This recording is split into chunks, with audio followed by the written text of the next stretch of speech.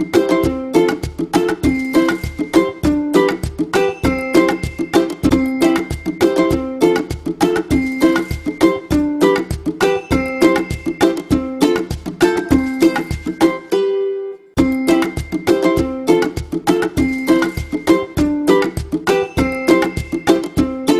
everyone, welcome. Today we have with us Dr. Melinda Knuth. Melinda Knuth, our esteemed presenter, brings a wealth of expertise derived from her numerous studies on water conservation in nursery and landscape, sustainable practices in floriculture, and purchasing intent at retail. She has published innovative eye tracking and eye movement studies regarding retail signage and influence of water conservation signage on purchase intent. In this presentation, she will specifically address how growers implementing water conservation practices can strategically market their products at premium prices and consumers' perception of water conservation practices. So without further ado, it's all over to Dr. Knuth. I also teach floral design, greenhouse management, floriculture production, and our intro to horticulture class here at North Carolina State University in our horticulture department. So pretty busy with teaching and research, but both activities that I really enjoy. So today I'm going to be talking to you about a research area that I focused on a lot when I was at Texas A&M, which is water conservation. And we did a series of studies looking at consumer behavior and homeowner behavior related to water conservation. And we did this on a national scale. So that's going to encompass the presentation for today, is talking about how to implement this, whether you are a retailer, a grower, or if you're a supplier as well, and how to use these different messaging and what's important and what's not to consumers. So without further ado, today we're going to talk about water conservation messaging in the horticulture industry, communicating this through the supply chain. So let's see, there we go. So when we talk about why things occur in the supply chain and why things are popular during certain points in time and when not, there's two different ways that we can push products through the market. One of which is where we take it from the supply chain, which is supplier, distributor, and retailer, those little yellow bubbles, and we push it through the market. We use value delivery to push product through the market. Now, this is something that we as an industry decide is important for consumers, and so we tell them that it's important. There's also another way that new products are developed or things are developed and brought into our supply chain, and it's the other direction. So not only do we have value being delivered, being pushed through the supply chain, we also have the opposite end where the consumers are demanding. And when they demand, see that little gray bubble there, they demand it of the industry. And so they ask for it, and they'll choose suppliers, retailers, growers, etc., that have the products that they want. And by doing that, they actually pull things through the market. So when we're talking specifically about water conservation, this has been in part to being demanded by different consumer groups and governmental agencies, but this is also something that's been pushed through the market through different retailers and growers and suppliers who believe in water conservation and implement that into their business. So we see both of these happening at the same time. Today, we're going to focus more so on it being pulled through the market, so demanded by what consumers want. So when we talk about water conservation and we talk about how water is used, especially in the landscape, we need to think about outdoor water use. Indoor water use across pretty much different family sizes and different cities, it's consistent throughout the year. When we see fluctuations in water use, it is usually in the summer and spring months, and this is usually due to outdoor water use. This comes from gardens, this comes from lawns, and this comes from pools. So many times when we talk about water conservation legislation, it usually comes into these areas because this is where we see the fluctuation throughout the year instead of the indoor use, which is consistent over time. Now, outdoor water use is primarily determined by garden type and importance. So how important is this to the consumer? And also, what are they growing? This also has to do with social norms and the size of the garden. What I mean by social norms is some people choose to have these larger lawns because they see it as making their property more beautiful. And actually, many times when we're talking about landscape and landscape usage, it has to do with competing with their neighbors and having one of the most beautiful lawns and gardens in the neighborhood. So when we talk about this and we talk about these social norms, it encompasses these lifestyle preferences. And for many of our horticulturalists, these lifestyle preferences are large gardens, large lawns, green home environments, and high enjoyment in gardening. Now, this usually relates to how people are spending their money in gardens, and then also attitudes towards water. This all comes into play with their water use behavior. So when we talk specifically about water use behavior, these attitudes are actually positive and parallel with behavioral shifts. As again, a behavioral economist, there's three different categories in which we consider what people or how people make a decision or what they do. First, it starts with a perception. Perceptions then influence attitudes. Attitudes then determine your behavior. So there's a direct connection with how attitudes develop and then how that will eventually change people's behavior as well. And change is usually very small over time. So it's very incremental. It's not a huge behavioral shift. If people try to do huge behavioral shifts, for example, if some of you have ever tried to do a New Year's resolution, they're very hard to keep. And that's because our bodies and the way that our minds have evolved over time is we do not like change very well. And so when we are trying to shift consumer behavior, it happens very incrementally in very small amounts.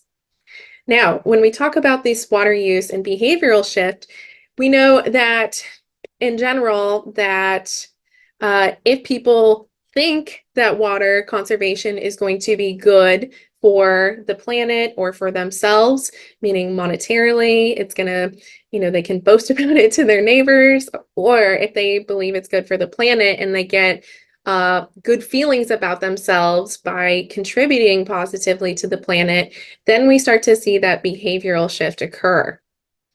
What's interesting, though, is with water use, a lot of consumers and a lot of homeowners, they would rather engage in energy saving practices over water saving, sustainable, or conventional practices. And so the reason that I think that they say that is because water saving, or excuse me, energy saving, this was a key term that was used in the early 2000s when we talked about light bulbs and we talked about, shut the lights off when you're not in the room, etc. And so we are more familiar as a society with these kind of practices. Water saving, sustainable practices, the word sustainable is now a commonplace hot word that's used when we're talking about being more environmental. But at the time of collection and when we are looking at this literature, this is kind of the early stages of that. And so that's why I think that energy saving practices were seen as more important. Also of interest is that 25% of Australian homeowners reported watering their garden 3 to 4 times per week, even though the restriction at the time was that they could only water once a week. And they openly admitted that they disregarded permitted levels of watering. And so the reason I bring this up is, first of all, I find that amusing as a researcher because, they're being very truthful in this survey, but also because you can see here, even though that it's required, even though that it's good for the environment, if there's not that attitude that accompanies the requested behavioral change, it's not going to happen. Even if they get a fine from the government that says you can't do this. So all to say, attitudes and behaviors are well entwined with each other. When we also talk about water conservation practices, it also has direct linkage to different demographics. So the greater your income, the more likely that you're going to practice water conservation. And you're also more likely to adopt drought-tolerant plants in your landscape. Additionally, more affluent consumers were more willing to pay for, in general, eco-friendly labeled plants. So another of interest thing, if you are a female head of household or just in general for women, you are more likely to adopt drought-tolerant plants and have more favorable attitudes towards water conservation. And also of interest with the study, this was done by Fan and McCann in 2015, male head of households had a 20% less likely adoption rate of drought-tolerant plants. So we can see a direct relationship here with attitudes and also demographics with water consumption and water conserving behavior. What was also of interest is that the older a consumer is, the more likely they are to water conserve. However, this is a much smaller effect than the income and the education. So being of a higher income, being of a higher education had a lot larger effect on if you're going to conserve water and participate in those practices than age. So with all this background information, we wanted to look at different categories of consumers and homeowners from across the United States. So we had 4 different groups of consumers that we looked at.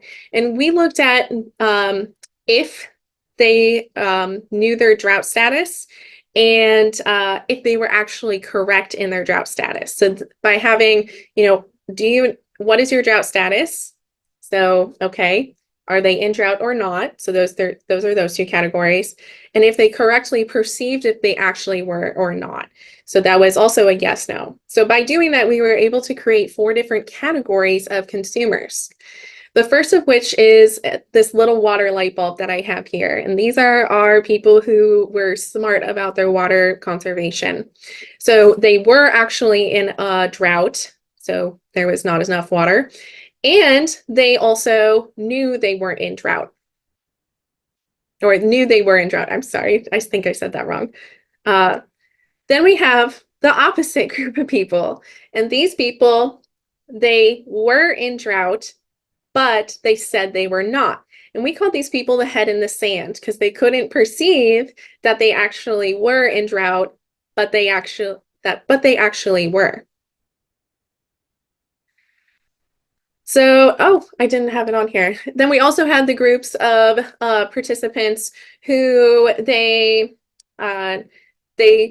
were not in drought and they thought that they were. So they were water conserving when they didn't have to necessarily. And then we had the people who said they weren't in drought and they correctly said they weren't in drought. We primarily didn't look at those 2 groups because they didn't have to worry about their conservation as much, but we primarily focused on the people who were in drought and were correct about it, and the people who were in drought and who were not correct about it.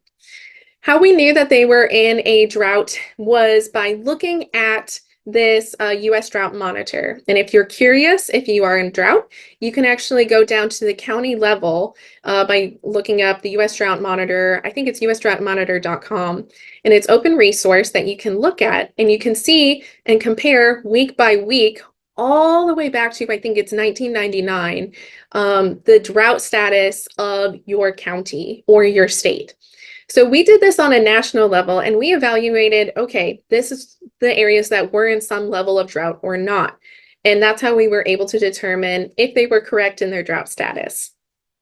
So what we found, and what's super interesting, is that those who knew their drought status and were water conserving tended to buy more long-term woody plants than annuals. The reason for this is because they had the perception that annuals were taking up more water. They required more water and they required water every year, where these long-term woody plants required water the first year or first 2 years and then didn't require it in following years. And so because of their cognition and attitude related to water conservation, they tended to prefer these longer term woody plants, so shrubs and trees, than annuals. Overall, it was also interesting to see that all consumer groups, no matter of the four, they tended to place a level of importance on the type of water used rather than how the water was used. So the type of water was more important than how often. So I found this really interesting because the different types of water that we asked them about were fresh, recycled, and blended. And what we found is that fresh was the most preferred. That is not terribly surprising to us. But then recycled was the second and blended was the third. And we're like, oh, that's curious. So what's going on there? And like, what is this behavior between the recycled and the blended? Why are they concerned about that? So we did a follow-up analysis looking at words. So we looked at the two words recycled versus reclaimed. Now, depending on where you're at in your municipality, these two words can be used interchangeably. But in some legislation, you either use reclaimed or you use recycled. In the general terms, if you look across the United States, these two words tend to mean the same thing across the board. There's, depending on, again, the municipality and the rules, it could be slight nuances there, but in general, across the US, these generally mean the same thing. However, when we look at consumers and their behavior, they did not like the word reclaimed. They found when using it when they were asked, would you drink this? Would you use this in your food? Would you shower with this, etc.? They had a much lower rate of trust for the word reclaimed to do all of these activities than for the word recycled. And this was across the board, no matter where they were at in the US, because this was a national sample. So we dug into this a little bit more, and we found it was because they perceived that there was feces in the reclaimed water, but not in the recycled. So even though these words mean the same thing, you're reusing water that comes from your shower, that comes from your dishwasher, etc., comes from your sinks, they still perceived that there was feces in the water. And so they didn't want to use, whether it be parks. There was a study done in California with reclaimed water used on park grasses, or in different other areas of the nation. They felt that there was what we call the feces factor involved.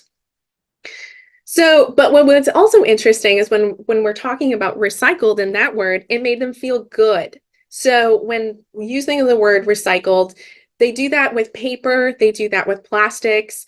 They are doing good for the environment by recycling these other things. And so there's a positive connotation with the word recycled because they have these other positive connotations with it. So therefore, they saw recycled water as being able to be drank, so drinking it, using it in their water, using it in their food, using it to shower, etc. So it was very interesting to see these differences just by a word difference.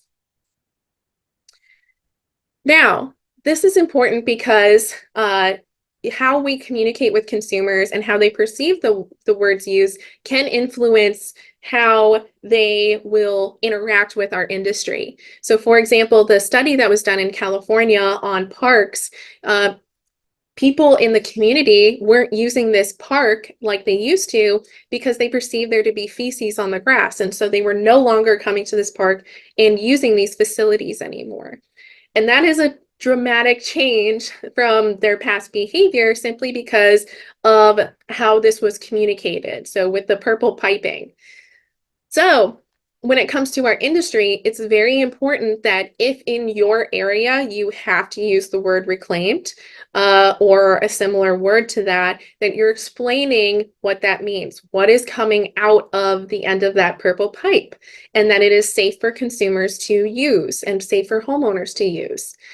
If you can, try to tell them and explain to them that this is the same as recycled, and how and that it is safe to use, and therefore it's not going to harm you, because there's a lot of thoughts going on up there for many of the consumers. So you, as producers, growers, retailers, and landscapers, you need to know which type of words are being used in your county so that you can educate about what type of water is being used and what it really is, not what we think it is. All right. So with water messaging, having suggestive messages can lead to better water conservation versus demanding messages. So what we found is that in the past, with past studies, that using words where you suggest, water conservation is good for the environment, or in the example in your area, the Chantal, is it the Salt Lake? Which one is it that's receding? Yeah. The Salt Lake, yeah. Yep. So using terminology of, using recycled water helps replenish the Salt Lake. Using, indirect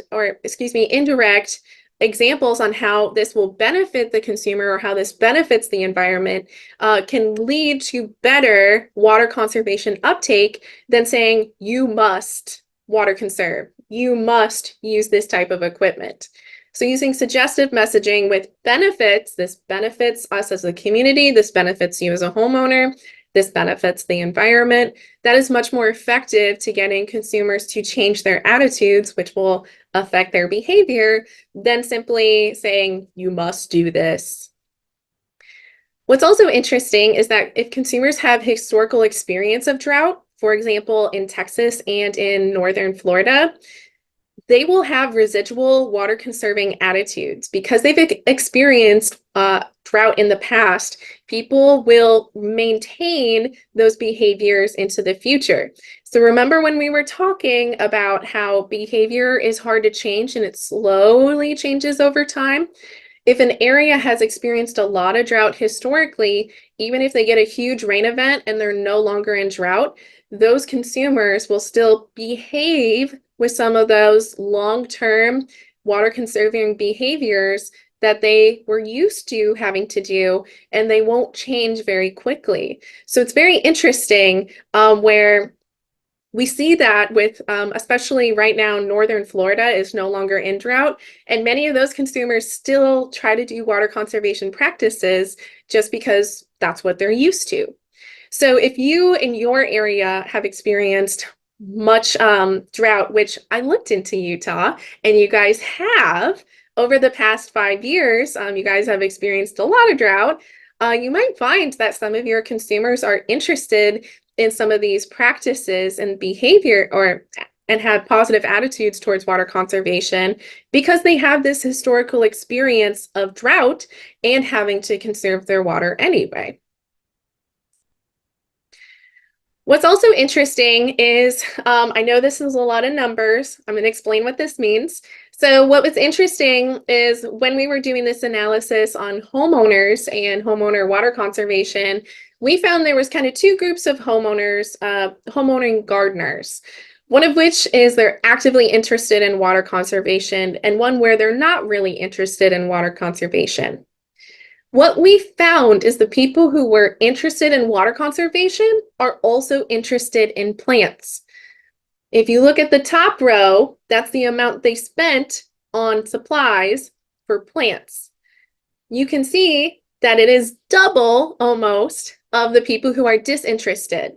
You can also see, if you compare down with annuals, perennials, vegetables and herbs, shrubs, etc., they're also buying more plants in each of these categories. So what we can say from this message is people who are horticulturalists and who really engage in our industry, buy our products, spend money in our areas, they also are actively interested in water conservation. And this is really good for our industry in the way that the people who are pro-environmental, for example, water conservation, are really interested in our product, and they will respond to our messaging. Okay. We also looked at different areas of their interest, and we actually found that the people who were actively interested in landscaping, as you can see, they're interested in these water conservation practices. All you need to know is that big numbers mean good.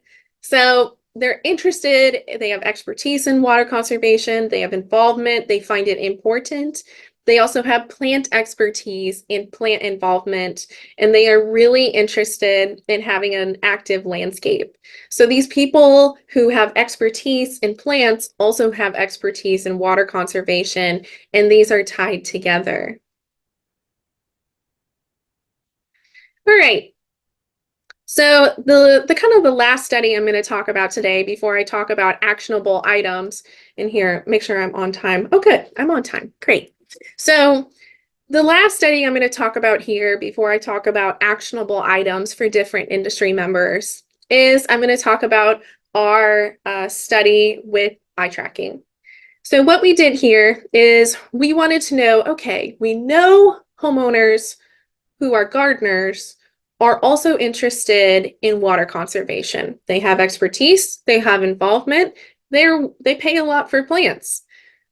Let's see how they're going to respond to messaging with eye tracking. So what are they actually doing with their behavior?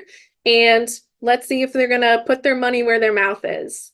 So this is an example of one of the slides that we showed them with our eye tracking devices. You can see here that we included price, what the product was, and the message. In this message in particular, it's this plant needs no irrigation to grow and thrive. The other example is the plant needs irrigation to grow and thrive. So that's the difference between the two water messages there. The results of this show that people who are plant buyers who are really, really interested in plants are also really interested in water conservation, and they are putting money into it. They're putting their money where the mouth is. So also the water messaging. So on the previous slide, here we go. This was the third most important attribute after plant type and guarantee. Price was the least important out of all of these, which was interesting, but it's always the least preferred because people always want to pay the least, which makes sense. We all want to pay the lowest price that we can get for the best quality product. That's called supply and demand and meeting at the middle. So that wasn't surprising, but we can see here that water messaging was the third most important. So they found that guarantee and plant type were more important there. So a little bit different than we expected. However, plants that need water after establishment in the first year are much less likely to be selected across the board. So when we're comparing within the two different messages, we can see here that it's preferred if they don't have to be watered after the first year of establishment. In general, when we're looking at different guarantees, so going back to that, we ask them in terms of, would you buy two, get one free? Would you, or excuse me, buy three, get one free if you would have the dollar value or 25% off. We found that this is the second time that we found this in a study. We have found that 25% off, showing it as a percentage, is seen by consumers as better. And they choose that selection, even though all of these different guarantees are the exact same dollar value. So what can we say from this? And, there's more information, and I'll have Chital share my study if you're interested into looking into it deeper, especially with the eye tracking. But what can we say here? Behavior is sticky. It's sticky. It doesn't change very much. We found that, again, those consumers who are in drought-prone areas, they respond to that water message much better than across the board for the entire nation. We also found that plants are always one of the most important things to people in our studies. We again found that, and they found that the guarantee and the water message are secondary. So we can see here that behavior, again, it's sticky. It doesn't change quickly over time. So we make these incremental changes to have this or to see this change. Now, with all that said, all of that different research, so what do you do with this information? Why am I sharing all this? Well, I have a set of tips for different industry members, and I'm going to start with retailers. So for retailers, in general, for best practices, work with local retail garden centers with your education tools. So if you have educational material on water conservation, or if you have special signage, or if you have tags that indicate water conservation, share that with your retail garden centers. A lot of these retail garden centers are starting to get into workshops and to sharing from the grower level as well. And so they are willing to work with people to make this happen.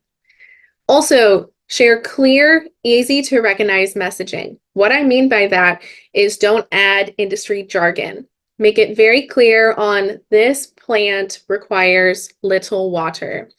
Or, for example, this plant only requires water in the first year. The reason I don't say this plant doesn't require water after establishment, consumers don't necessarily know when establishment is. So this is why making it very clear and easy, where we're teaching our consumers what is required.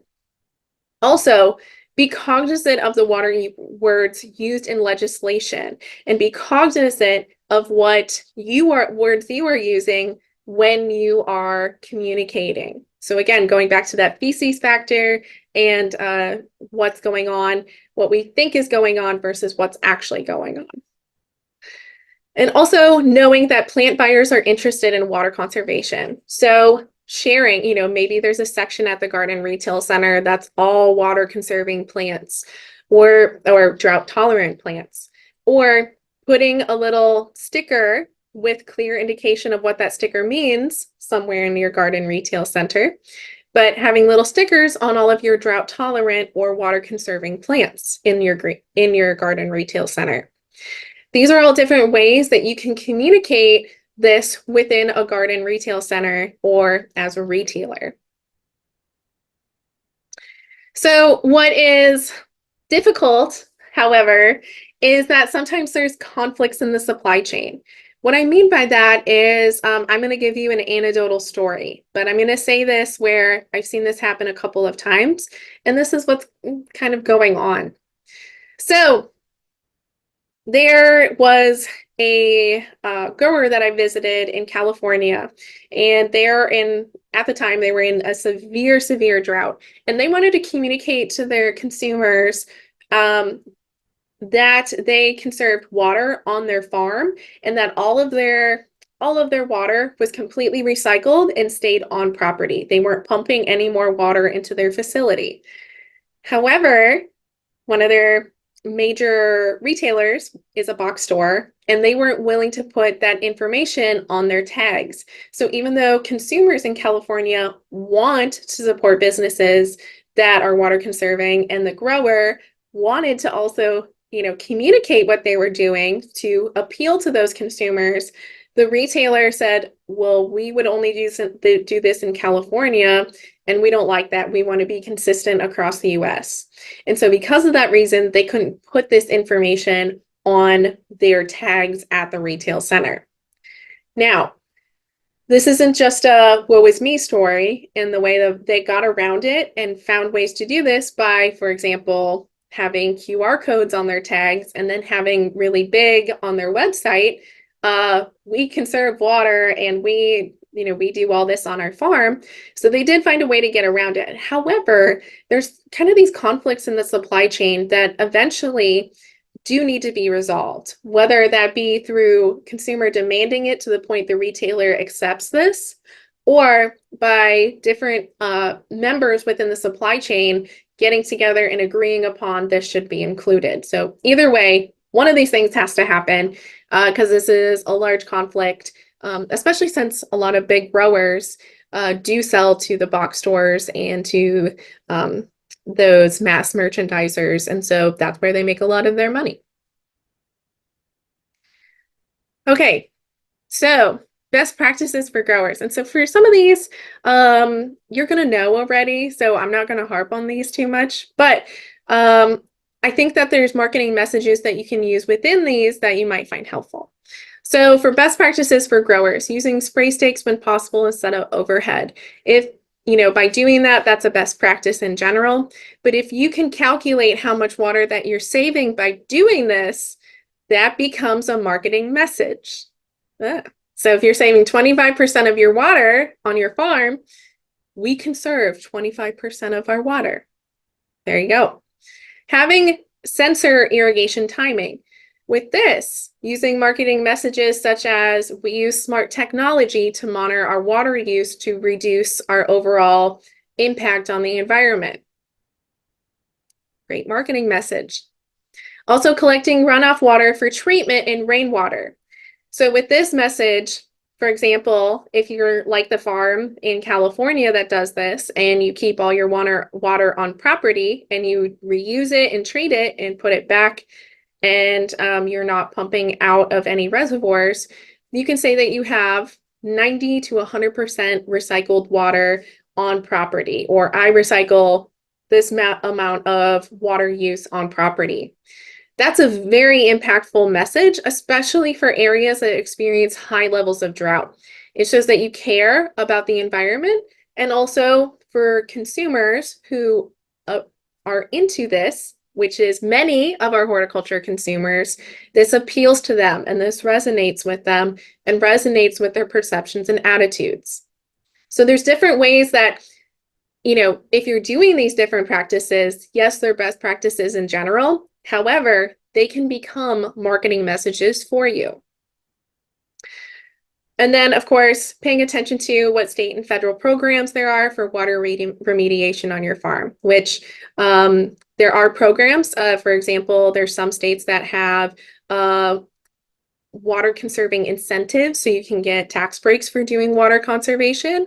So I highly suggest that you reach out to your extension agents in your state and talk to them about what incentive programs are available in Utah. So in conclusion, there's different points in the literature that really talk about how education and awareness have changed habits. And part of this comes from just communicating what we're doing in the industry. And part of it comes from what consumers are experiencing. So experienced historical drought or experiencing governmental policy. So because of these reasons, there's been shifts in behaviors across the United States. And so these can be capitalized on by industry members by communicating simply what you're already doing, or changing your practices so that they appeal to a larger consumer base.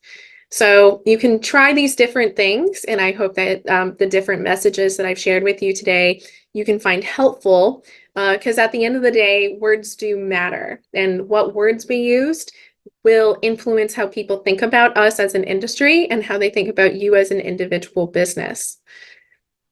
So hopefully this was helpful. I love this picture of the little kids with water. But anyway, hopefully this is helpful for you as the green industry to help communicate your water sources that you use, also the water needs of your plants, and different ways that it can help you. And at the end of the day, I hope you keep in mind that when we're talking about these messages, we're talking about benefits. So how does this benefit the environment? How does this benefit the consumer? How does it benefit their community? Talking in those terms always resonates the best with consumers. So, alrighty. Are there any questions? Thanks, Melinda. Have a good You're day. welcome. Thanks, Have a good everybody. day.